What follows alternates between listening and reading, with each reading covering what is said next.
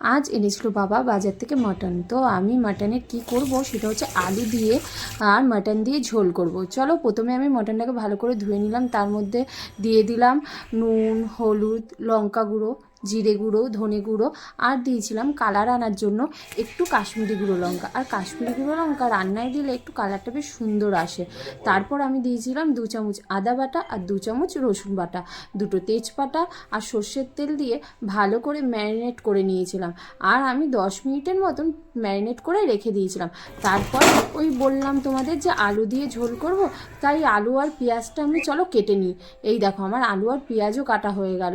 এবার তাড়াতাড়ি করে আমি গ্যাসটা অন করে তার মধ্যে কড়াইটা বসিয়ে তেল দিয়ে গরম তেলের মধ্যে ছেড়ে দিলাম প্রথমে আলুগুলো ভালো করে 2 পিঠ ভেজে নিলে লাল লাল করে তারপরে আমি তুলে নিয়েছিলাম। তারপরে ওই তেলেই দিয়ে দিয়েছিলাম ফোড়নের জন্য গোটা গরম মশলা, তারপর দিয়েছিলাম ম্যারিনেট করা মাংসটা, তার উপরে পেঁয়াজ আর টমেটো দিয়ে ভালো করে কষিয়ে নিয়েছিলাম। আর কষাতে প্রায় আমার টাইম লেগেছিলো 20 থেকে 25 মিনিট। আর কষানোর সময় বেশ খুব সুন্দর গন্ধও বেরাচ্ছিল। আর মটন যত কষাবে তত বেশি টেস্ট হয় খেতে। তো আমি ভালো করে কষিয়ে নিলাম, কষানো হয়ে গেল। এবার দেখো আমি প্রেশারটাকে সেদ্ধ করার জন্য প্রেশারে মাংসগুলো ঢেলে নিলাম।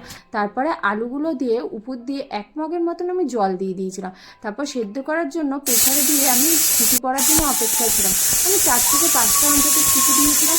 তারপর দেখো রেডি আমার মাটনের ঝোল। আর উপর দিয়ে আমি একটু দিয়ে দিয়েছিলাম গুঁড়ো গরম মশলা। রেডি আমার আলু দিয়ে মাটনের ঝোল।